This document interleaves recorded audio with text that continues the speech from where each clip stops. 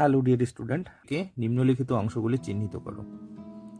যে কোনো চারটি অংশ দেবে। আমি এখানে চারটি অংশ দিয়ে রেখেছি। এখানে ছবির জন্য 3 নম্বর থাকবে এবং এই চারটি যে অংশ আমরা চিহ্নিত করব তার জন্য থাকবে 2 মার্কস। অথবা কোশ্চেনে রেখেছি মানুষের অক্ষিগুলোকে লম্বচ্ছেদের একটি বিজ্ঞানসম্মত চিত্র অঙ্কন করে নিম্নলিখিত অংশগুলি চিহ্নিত করো: কোরোয়েট, লেন্স, কর্নিয়া এবং ভিট্রিও সিলভা। তোমরা বাকি নামগুলোও দেখে নেবে। এখানেও ছবির জন্য 3 নম্বর এবং এই অংশগুলি চিহ্নিত 2 নম্বর। তোমরা এই দুটো ছবি করলে আশা করি একটি ছবি 100% কমন পাবে। এমনকি তোমরা দুটি প্রশ্নই প্রশ্নপত্রের মধ্যে দেখতে পেতে পারো। এবারে চলে যাচ্ছি 4 দাগের 2, অযৌন জননের 5টি পদ্ধতি বর্ণনা।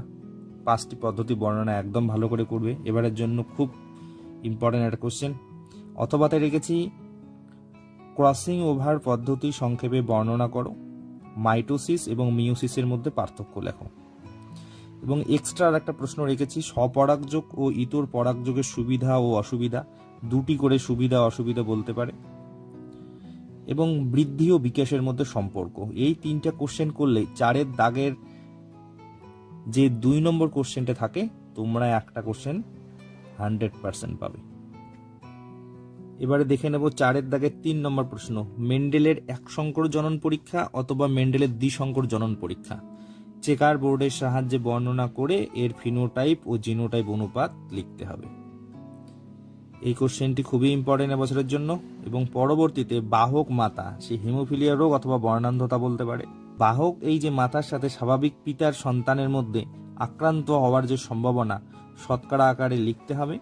হেটারোগ্যামেটিক মেল পদ্ধতি বর্ণনা করতে হবে। এই দুটো কোশ্চেন করলেই মোটামুটি আমরা কমন পেয়ে যাব। এবং তার সাথে আর একটা এক্সট্রা কোশ্চেন রেখেছি যে পিতা ও মাতা উভয় থ্যালাসেমিয়া বাহক, তাহলে সন্তানদের মধ্যে থ্যালাসেমিয়া হওয়ার সম্ভাবনা লিখতে হবে। এটা শতকরা আকারে। মেন্ডেল নির্বাচিত 2 জোড়া বিপরীত বৈশিষ্ট্য লিখো।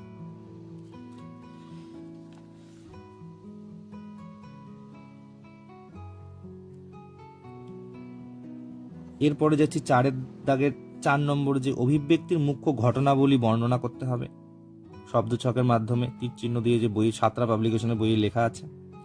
অথবা অভিব্যক্তির মতবাদের সপক্ষে জীবাশ্ম ঘটিত প্রমাণ বলতে ঘোড়ার প্রমাণটি। এবং আর একটা এক্সট্রা কোশ্চেন রেখেছি তুলনামূলক ভ্রূণ তত্ত্বটি বর্ণনা এবং শিম্পাঞ্জি মৌমাছির অভিযোজন। এই 3টে কোশ্চেন থেকে একটা কোশ্চেন অবশ্যই তোমরা 4 দাগের 4 পেয়ে যাবে। এবারে দেখে যাচ্ছি 4 দাগের 5, পঞ্চম অধ্যায়ের যে কোশ্চেন, যে নাইট্রোজেন চক্রটি শব্দ ছকের সাহায্যে দেখাও। অথবা কোশ্চেনে রেখেছি জল দূষণ, মাটি দূষণ, শব্দ দূষণ। এই 3টে দূষণের যে কোনো একটি দূষণের কারণ ও ফলাফলগুলো লিখবে।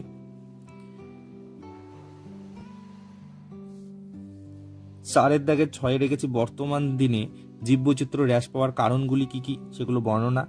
এবং অথবা রেখেছি ক্রমবর্ধমান জনসংখ্যা বৃদ্ধির সমস্যা।